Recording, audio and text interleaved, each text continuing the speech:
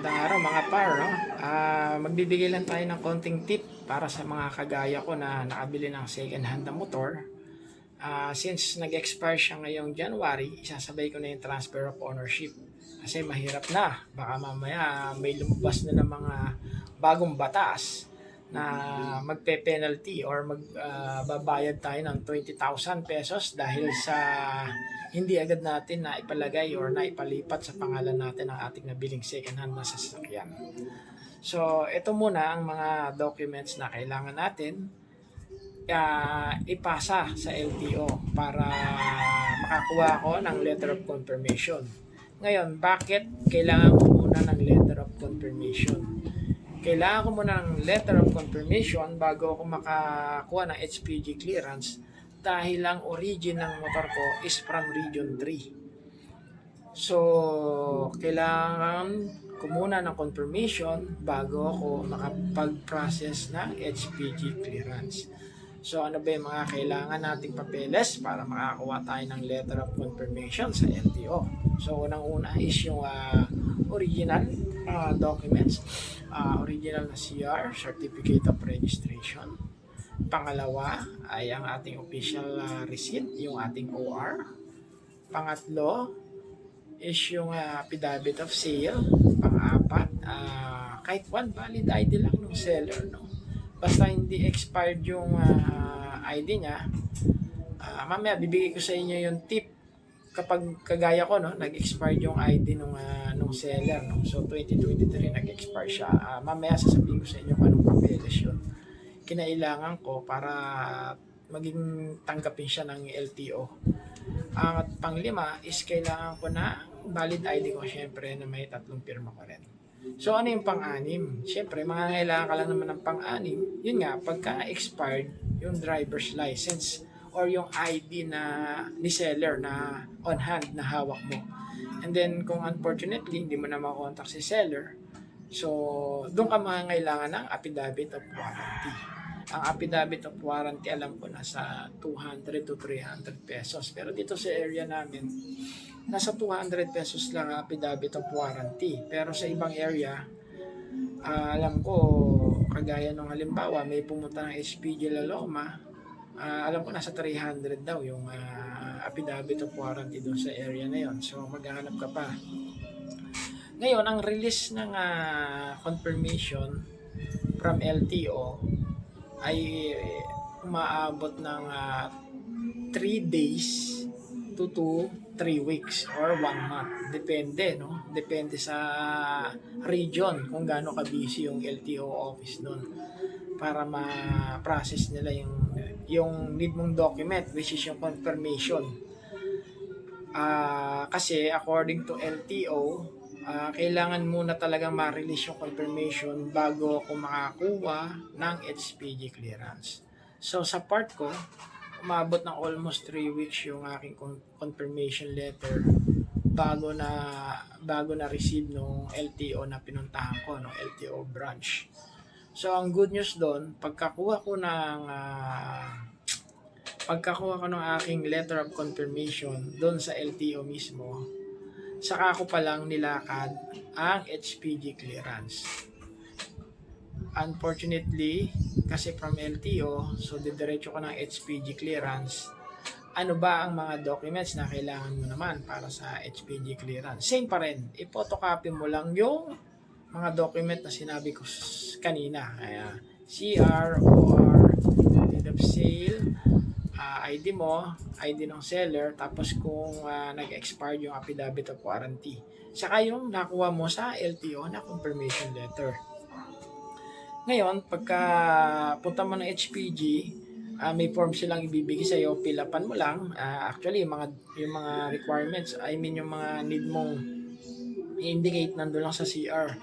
So, i-double check mo lang para mapilapan mo na maayos yon. Pero kailangan mo munang magbayad sa land bank ng worth 650 pesos. Okay? Nung binasa ko kung bakit 650, parang yung 300 doon is yung sa processing nung clearance, yung stencil, yung services ni HPG, tapos parang fee nila na yung 350 kaya basta 650 yung total na binayaran ko sa land bank. Pero maiksi lang naman ang pila sa land bank kasi ewan ko, depende siguro sa branch. Pero sa napuntahan ko land bank is mga pangatlo lang sa pila kaya nabayaran ko kaagad yung resibo. Ngayon, pagkabayad mo pala ng resibo, kailangan mo uling bumalik ng HPG. Doon ko pa lang makakapag-fill up ng form na ibibigay nila sa iyo.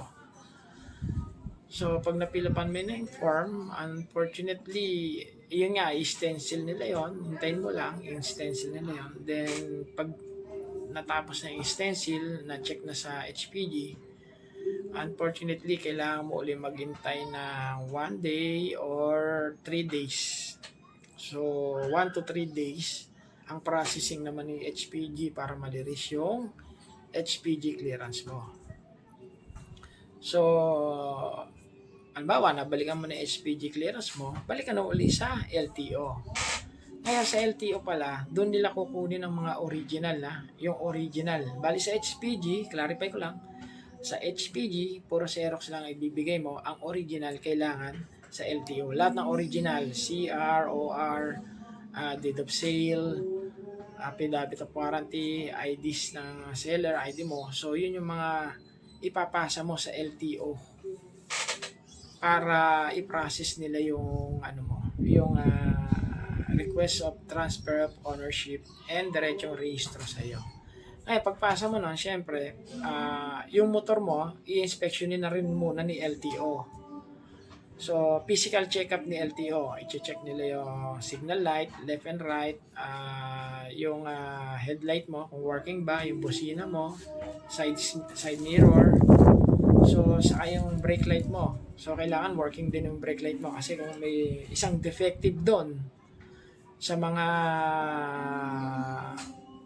mga nabanggit ko, kailangan ipaayos mo muna dahil hindi ka papayagan ni LTO na i-register yung motor mo na merong isang sira or defective dun sa mga yon. And then after that, pagka-inspection nila, so kung may kilala ka ng insurance, pwede ka nang kumuha ng insurance. Kasi sa labas ng LTO office, marami naman nag-offer ng insurance doon. And then after mo kumuha ng insurance sa emission, pero bibigyan kita ng tip sa emission. Kasi sa emission, kailangan mo muna palang unang magpa-register dyan. Kasi the usual, hanggang 50 motorcycles lang ang allowed na i-process nila for that day. So, the next day ka na uli pagka nahuli ka. So, ako kasi nangyari sa akin, nung pinrasis ko muna yung insurance and then check. Fortunately, inabot ako ng hapon, tanghali, pagdating ko sa mga emission test. Unfortunately, wala na-reach na yung quota kaya ayaw na nila akong tanggapin. So, no choice ako, pumunta ako dun sa nag-i-emission, yung nag-i-emission na I think walang doon, walang walang cut off. Nakalimutan ko lang, i-share ko dito sa link yung name nung pinagkuhan ako ng emission, which is dun yun sa may Balintawak area na maganda dun yung motorcycle vehicle, basta motor vehicle inspection, yun, yung lugar na yun, nakalimutan ko lang. Pero at least doon, thorough check yung motor mo, i-check uli yung aking yung front wheel ko kung maayos ba, kung wala bang wiggle. Then check din nila yung mga side mirrors, yung mga headlights, stoplight, yung brake light, signal light, headlight, tapos may mini driving light ako. Ang galing, ang ganda ng device nila doon, talagang na-check nila yung motor.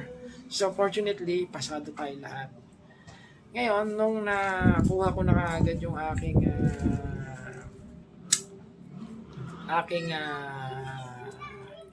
emission test sa kanila, balik uli ako ng LTO. So, pagbalik ko ng LTO, ipinasa ko lang uli yung dokumento, tinanong ko lang uli dun sa information kung saan ipapasa, pero fortunately, sila pala yung nagpapasa sa loob. Kung nagpapasa sa loob ng dokumento mo kasi ina-arrange pala nila yon kung ano yung pagkasunod-sunod. And then, pagkapasa ko naman ng papeles, sinabi na lang nila na magantay na lang tayo ng tawag. So, fortunately, nag-antay tayo ng tawag siguro mabilis lang, mga 15 minutes lang tinawag na 15 or 20 minutes. So, ang binayaran ko sa LTO is around 426 pesos. So, yun lang pala yung fee nila para sa registration at saka transfer of ownership. So, yun lang naman. And then, that day din, nakuha ko rin yung CR at OR ng motor ko. Iba na klase rin yung CR natin. Medyo malaki na pag nakita nyo. So, yun lang mga par.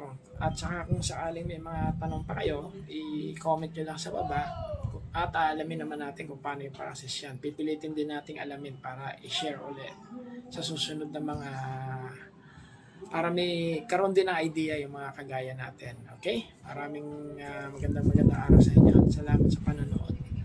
Sana supportan niyo ako kasi first time kong sinubukan to. Kaya maraming salamat sa inyo mga pare. Thank you!